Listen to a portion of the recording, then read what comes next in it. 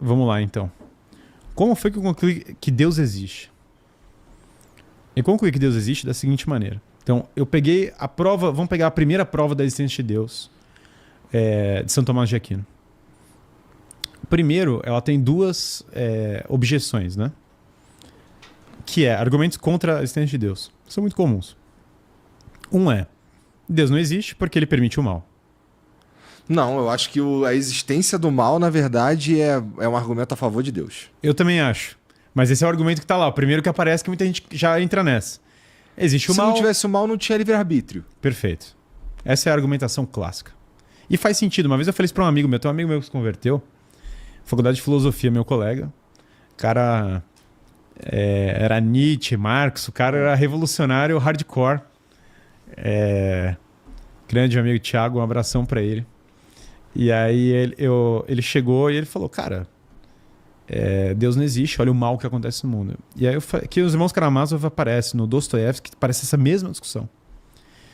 E eu falei, mas Deus poderia ter criado o homem sem o livre-arbítrio, ele falou, né? Porque eu falei, cara, Deus não é que existe, não é que Deus tá deixando o mal. Primeiro que é uma questão de perspectiva. Por quê? O mal natural, sei lá, enchentes, né? Vamos pegar assim, cachoeira. Uhum. Igual os caras falam, não, porque na Bíblia Deus matou a galera. Eu falo, galera, spoiler, Deus mata todo mundo, inclusive você. Porque matar, do ponto de vista do homem, é uma coisa. Do ponto de vista de Deus, é totalmente diferente, porque todo mundo vai morrer, né? A morte faz parte de todas as pessoas. Então, quando você fala, Deus matou, Deus irá matar todas as pessoas no sentido de que todo mundo vai morrer. Ponto. Do ponto de vista de Deus, a morte das pessoas é simplesmente a vida é passageira. Ela tem um começo e um fim.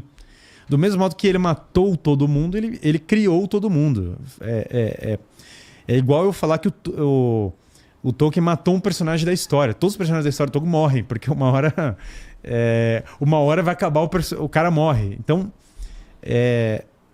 beleza. Agora, então, o mal natural. Existe o sofrimento. Pô, tem crianças que sofrem no mundo. Se Deus não existe, é isso mesmo, cara. É uma desgraça e acabou. Se Deus existe, você está falando de um Deus que está olhando desde toda a eternidade e imagina, se você se compadece do sofrimento dessas crianças que estão sofrendo injustamente, imagina um Deus que é superior a você. E ele está olhando isso do ponto de vista de uma eternidade, que essa vida inteira é um sopro perto de uma eternidade infinita. É nada. É só você começar a multiplicar os anos na sua vida que você vai ver a diferença insana, que é você querer botar o temporal versus o atemporal. Quantos sofrimentos você já não passou na vida que falou, pô, isso aqui vai durar para sempre? E depois passou, entendeu? E você nem lembra mais. Que dirá olhando a eternidade. E o mal humano, Deus poderia criar o homem sem o mal humano?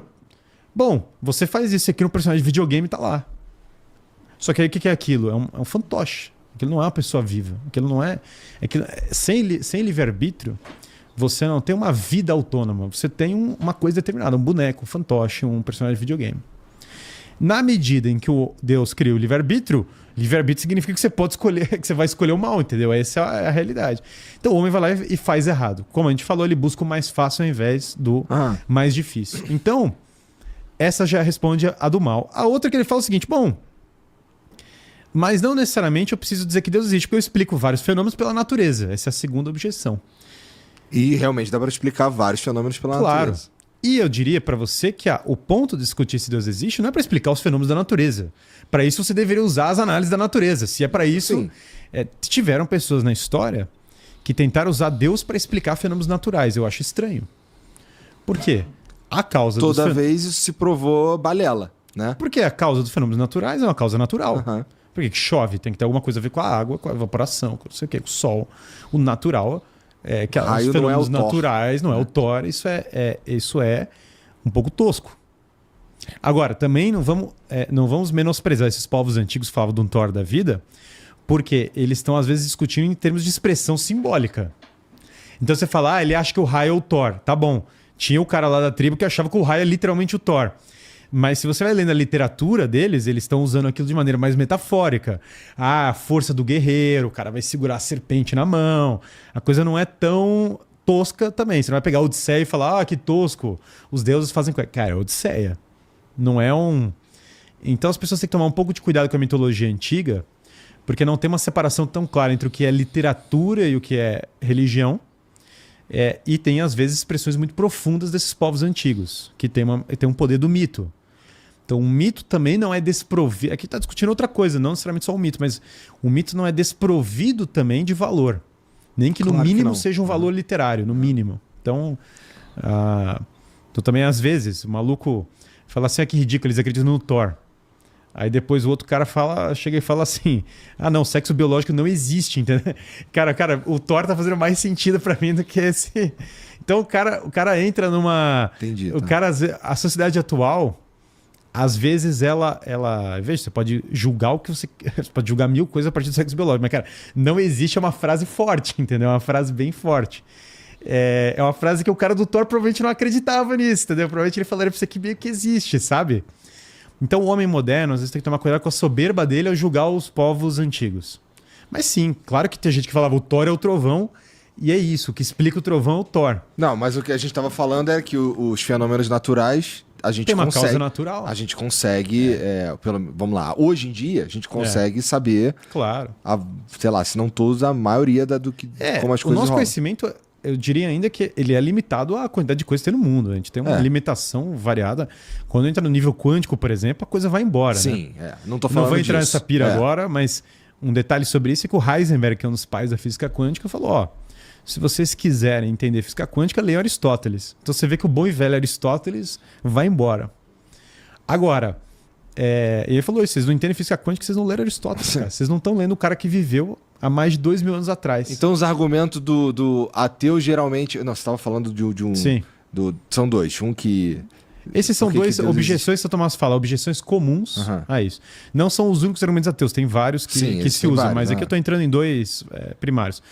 Bom, mas esse São Tomás fala assim: cara, mas naturalmente o argumento para a existência, naturalmente, o fato de existirem explicações naturais para causas naturais em nada exclui a existência de Deus. Pelo contrário, porque eu preciso de uma explicação para a origem de todo o cosmos, para a origem da ordem. Então eu continuo com isso. Então o ponto de discutir se Deus existe não é para explicar fenômenos naturais, é outra coisa.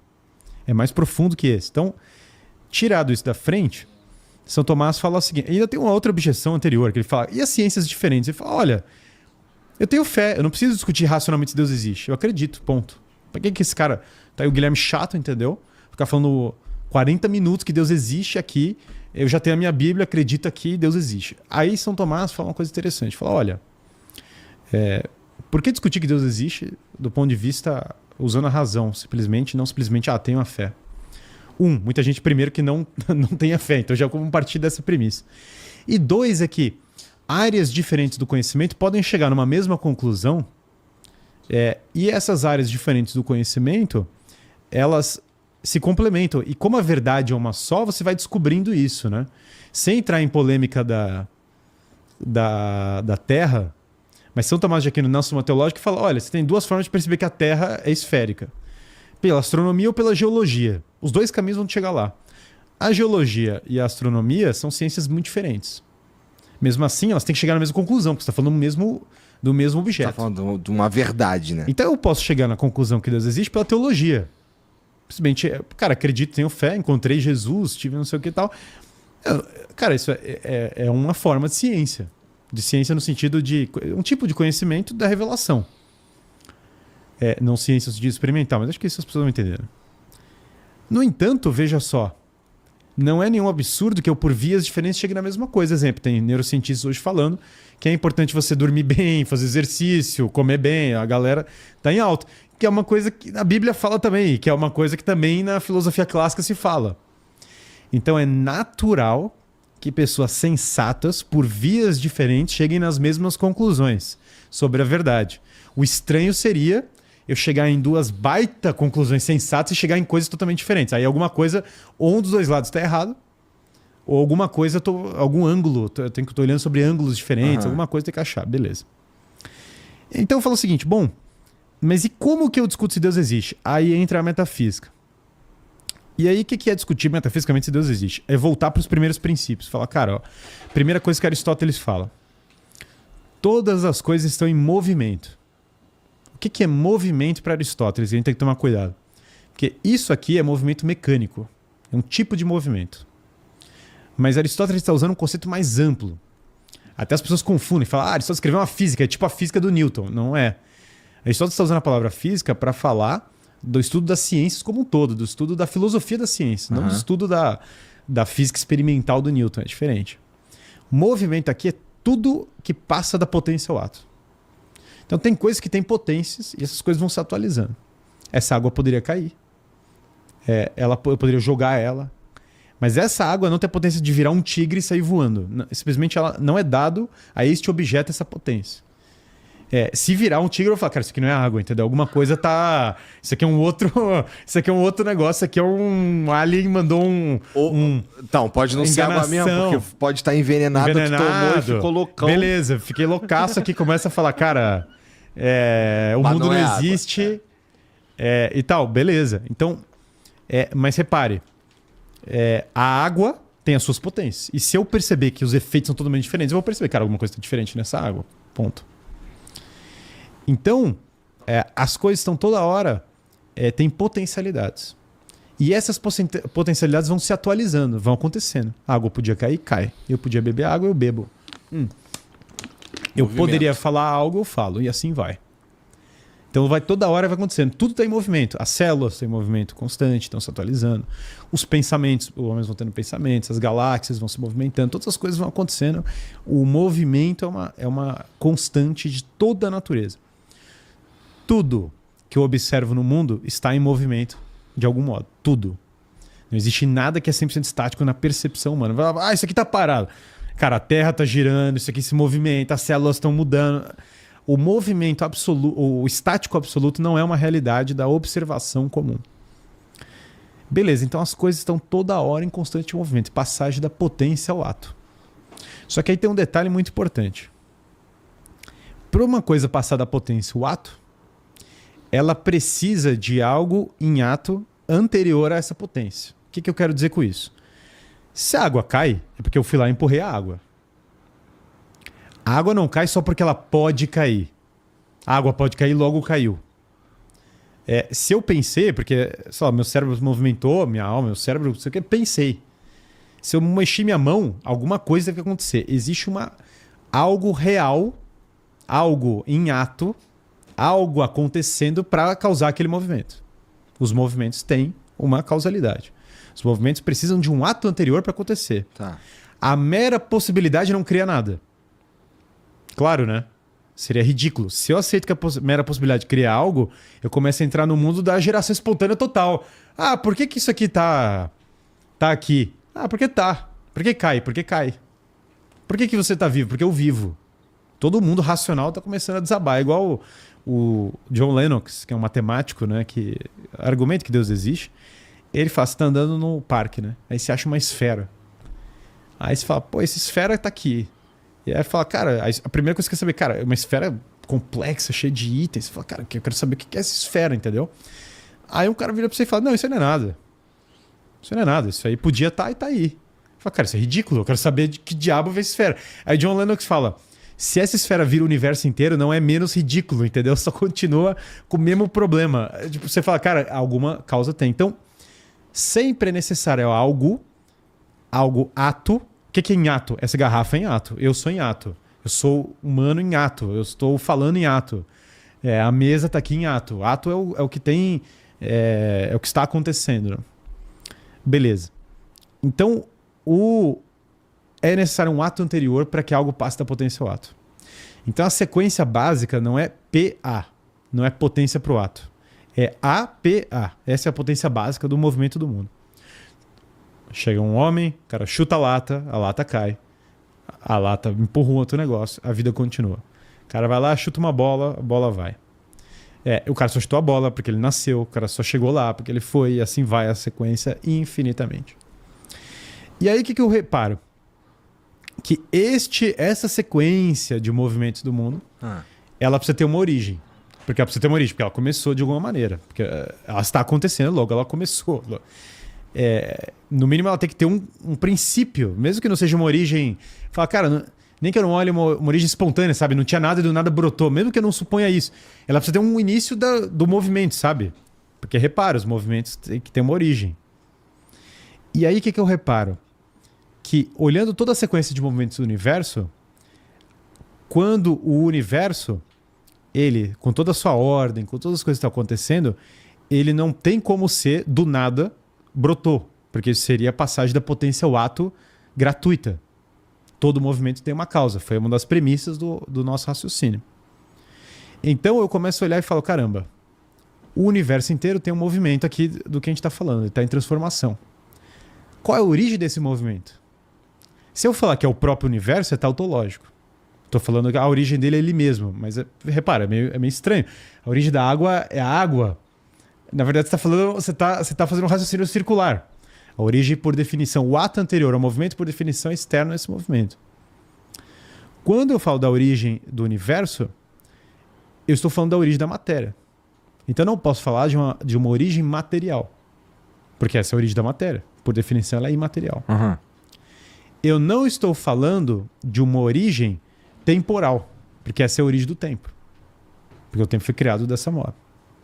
Eu também não estou falando de uma origem que está em movimento. Por quê? Se tivesse movimento, ia ter um P anterior. E esse negócio ia continuar. E aí eu ia só precisar descobrir qual é o anterior. Uhum. Então, não tem potência alguma o que eu estou falando. É só ato. É puro ato. Não é? É pura existência. É puro ser, na verdade. Mais do que existência. É puro ser. Porque ato é o ser, né? Essa água está em ato porque ela é o ser. Eu estou em ato e o ser. Aqui é puro ato. Pura existência. Então, olha só. E originou um universo com uma série de sequências ordenadas. O triângulo que nós falamos. Todas as regras, a não contradição. Eu sei que uma coisa não pode ser e não ser ao mesmo tempo sobre o mesmo aspecto e todas essas coisas. Uma série de, entre aspas, regras que eu percebo isso na natureza. Então, olha só. Esse ato original não tem potência, ele não tem possibilidade alguma. Ele não tem nenhuma imperfeição, portanto. Porque possibilidade é imperfeição, é a capacidade de fazer coisas diferentes. Ele é puro ser puro, sem nenhuma variação. Não está em movimento. É anterior à matéria, portanto é imaterial. É anterior ao tempo, portanto é amaterial. E originou sentido a inteligência, porque a ordem vem da inteligência. Eu chego lá numa praia e eu vejo um baita de um castelo. Eu falo, cara, aleatoriamente se formou um castelo próximo. Soa ridículo. Sim. Soa ridículo. Porque tem ordem. Ele fala, não, mas é que poderia, porque bateu um negócio no outro. Mas o caos, existe o acaso e existe o caos. Só que eles não existem em total absoluto, porque não faz sentido. Tem alguma regra no cosmos mesmo assim. Exemplo, cara, aleatoriamente tropecei e caí. Beleza, mas para tropeçar tem que ter a pedra, tem que ter um negócio. Tem que ter a gravidade. Tem que ter a gravidade, tem que ter uma pancada de coisas que tem que ter uma coisa por trás. Então... E no universo existem constantes. E no universo existem constantes. Então, olha a minha leitura. Esse sou eu trancado de madrugada no quarto, lendo esse negócio. E pegando os argumentos ateus e olhando e jogando e fazendo. E tentando refutar. Porque a minha cabeça não é querendo aceitar, é querendo não aceitar. É querendo falar, cara, isso aqui não é possível, mano. Não é possível que eu vou agora confiar nisso. Aí eu começo a ler. Eu falo, cara, atemporal. Faz sentido. Porque tem que ter a origem do tempo, pô. Material, tem que ter a origem da matéria. Ato puro, perfeição, movimento. Para mim é uma coisa. Você pode não ter. Aí que entra aquele negócio. Você pode não entender o que é essa falta de imperfeição, essa completude total. Mas, cara, mais ou menos sua mente vai intuindo. A gente falou do bem, a beleza. Você começa. Tem coisas na realidade que te dão um vislumbre do que é isso. Você pega como se fosse pinceladas. Eu não lembro quem foi agora que falou, cara, Deus existe porque a música do Bach existe. O que ele quer dizer com isso? Não é um argumento do tipo que eu falei agora. O que ele quer dizer é, cara, tem alguma coisa ali, que não é só o negócio, que é essa experiência da beleza que transcende a minha capacidade. Tem alguma coisa no heroísmo que transcende a minha capacidade de entender o que está acontecendo. Tem alguma coisa na verdade mesmo, na verdade matemática, por exemplo, que foge da minha... Que eu falo, cara, esse negócio tá me vencendo. Então esses universais, eles me indicam também, aqui eu já estou misturando até outras provas da existência de Deus, né? Mas é importante. É importante ter essa combinação de coisas que caramba, não só faz sentido que haja essa origem, e essa origem é uma origem ordenada, mas faz sentido que haja uma correspondência na gradação das coisas, porque essa aqui é a origem de todas as coisas, na gradação das coisas, do bem, da beleza e dessas outras coisas, e da correspondência do bem e da beleza, porque a origem deles é nesse ponto, com Deus. Então, amaterial, atemporal, criador da ordem, origem do cosmos é Deus.